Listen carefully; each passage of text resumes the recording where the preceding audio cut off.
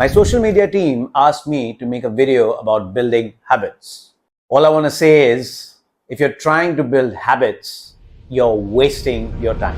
Hi, my name is Jay, and over the last 5 years, I've worked with thousands of people, helping them with identity level transformation. You're probably thinking, what the hell is this guy saying? Are you telling me that all these people, all these coaches and gurus, and everybody who's been talking about building habits, these best-selling books, Atomic Habit, James Clear, etc., that they're wrong, that they've been wasting people's time? I'm saying yes. So you're asking me, why am I unable to build a habit? Are you sure you're unable to build a habit? Or is it that is your habit? I'll give you an example. Somebody comes to me and says, I want to become fit, I want to lose weight, I want to have six-pack abs. I say, cool. What's your plan? So he says, I'm going to create a habit of working out every day. I'm going to build a habit. I want to build a habit of eating clean every day. So I ask him, what do you do now? So I sit at work all day. I'm at a desk job. I'm working all day. I come home. I watch TV with my family and I go to sleep. What do you eat? Oh, I eat whatever's available. Maybe I go eat junk food, maybe once a day or once every 2 days, whenever people decide to go out. Sometimes the family wants to go out. Sometimes the colleagues want to go out. I say, fine. So what you're saying to me is not that you want to build a habit of working out. What you're saying to me is that you have a habit of sitting down, right? You have a habit of not moving. You have a habit of eating crap. What you're actually saying to me is that you want to find a way of how I can switch out one habit which is creating problems in my life and put in another habit. Why? Why are you trying to look for a shortcut? Habits are a shortcut. Habit is telling me that I don't need to think. It's just a habit. I do it. I get up in the morning, I brush my teeth. That's a habit. It's a good habit because I don't need to think about it. I get up, I do it automatically. But getting up in the morning and, grabbing a cup of coffee may not be a good habit for me. Maybe for some people it is, but for some people it may not be. Getting up in the morning, going for a walk, good habit. But what if you have a lot of work one day and you have to meet a deadline and you don't have time for a walk? What do? But what if one day you actually need to pay attention to your family because your mother is not doing too well emotionally and she needs you to be there because your father has not been doing too well in terms of his health and she just wants someone to be there for her? What I'm trying to say is that you have a life, right? You have one life. And if you really want to maximize your life, then you need to get rid of habits. What I believe is a life full of habits is like a life not lived. Every day is completely different for me. I don't have a routine. I don't have habits, except for, I gotta eat and I gotta brush my teeth. I gotta sleep. But apart from that, by and large, what I do in the waking hours of my day is not habitual. I look at my day and I decide, what would I like to do today? What could I do today that would give me the greatest ROI in the future? That's what I'm thinking about. Today, that might be shooting a YouTube video. Tomorrow, it might be going to the martial arts gym and doing some sparring because that'll keep me happy. I don't know. But the point is, I'll take a look at that tonight or tomorrow morning and I'll decide.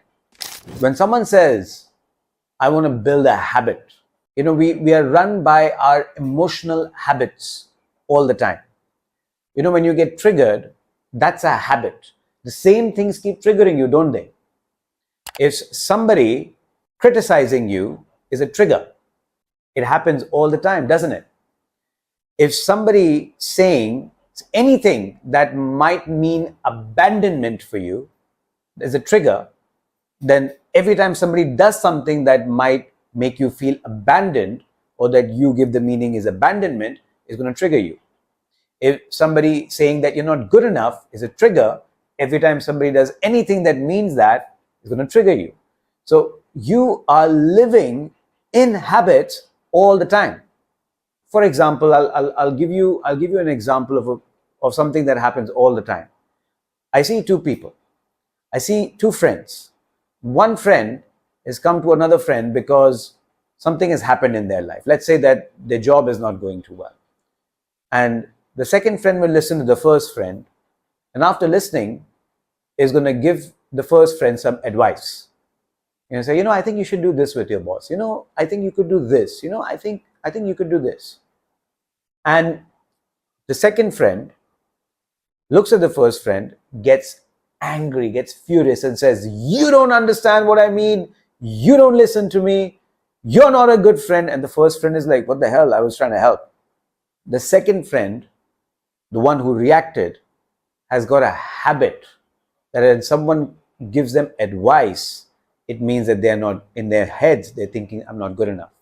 That their emotions, emotionally, they feel that they're not being heard, that they're not being seen. And that's a habit. It's very difficult now, right? How do you prescribe a habit that actually changes that result? The only way that you could change that outcome is if the first friend realized, okay, this guy's giving me advice, he's well-meaning, his intention is good, I can see that, but that's not what I need right now, and I should just tell him, listen, I don't need you to give me advice, I just want you to hear me out. Or the other friend looking at him and saying, this person doesn't need my advice, this person is smart enough to know everything. Why do I need to give this person advice? I'm just going to sit here and listen. I think all he or she wants from me is to listen. I'm just going to listen. I'm not going to do anything else.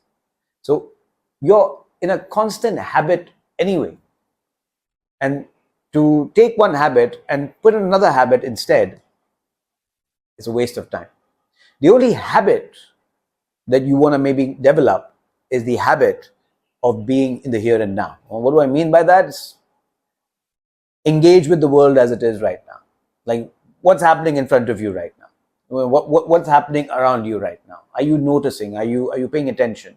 Are you engaging your mind and thinking, what is the best course of action right now?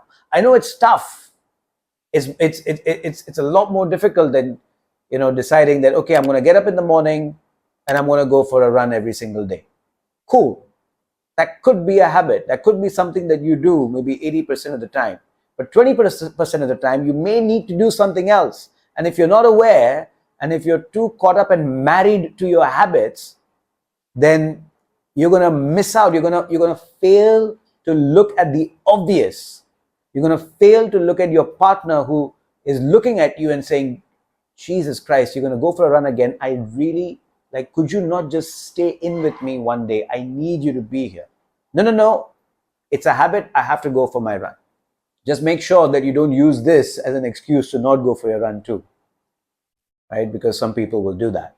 So you run by habits anyway. Building habits is a waste of time. It's like, you're exchanging one prison for another prison. Instead, I know this prison could be a much more well-decorated prison with better furniture, better lighting and stuff like that, but it's still a prison. Instead, if you want to be free, then get rid of habits in the first place. By and large, live your life as it is happening right now. And I know that's tough to do because our habits, our patterns make up 99% of our experience. And you have to be aware about what your subconscious habits even are, your subconscious patterns even are.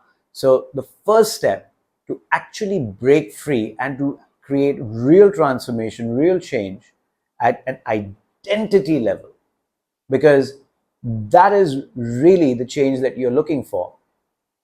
That change comes from going deep inside, realizing what's actually running your operating system, what beliefs do you even hold in the first place that's preventing your identity from shifting, and then working at that level to create an identity shift.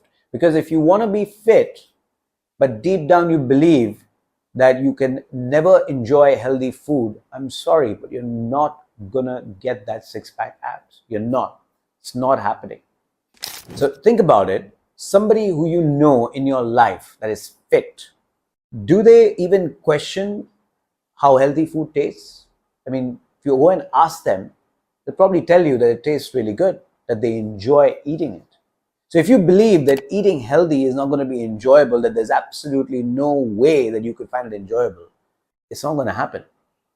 If you believe that deep down you are not meant to be wealthy, nobody in your family has ever been wealthy, nobody's ever made money, that business is a struggle, business is too risky, you're not going to find wealth through entrepreneurship. You just won't. If you believe that investing is gambling, then you're not going to get wealthy in a way where your money makes money for you. My point is that if you want to change any habit in your life, it must be a identity level transformation. If you don't believe that what you want is possible in the first place, no matter how many habits you try to stack on top of each other to try and make that a reality, it will not be a reality. In fact, you're just wasting time, burning willpower, burning out energy, and this is how you burn out. The first step is to actually identify your habits, not just the habits that you see on the outside, but what's happening on the inside. In order to do that, there's a link in the description below. Go and click on that link, and it will take you to an assessment that will tell you everything about your internal habits. Now, once you have that, and you can actually see what your internal habits are, once you switch those, that is when you will be able to create external habits. And I won't even call them habits, but I would call them an external identity shift from being somebody who believes that you can't be fit to somebody who has no choice but to be fit, because that's who you are. Somebody who believes that they can't be wealthy or can't have a business, to be somebody who has no choice but to be a wealthy entrepreneur, because that's who you are. Going about life in a way where you don't have a routine, you don't have habits, even though on the outside it may look like you do, but you approach every moment fully as it is, right now, in the moment, like that. That is a life worth living. Thank you very much. This is Jay. Remember, if you like this, press the like button, subscribe for more videos. I can't wait to see you at some point in my life. I can't wait for our paths to cross, especially if you align with this. I'm really, really happy. I'll see you soon. Take care.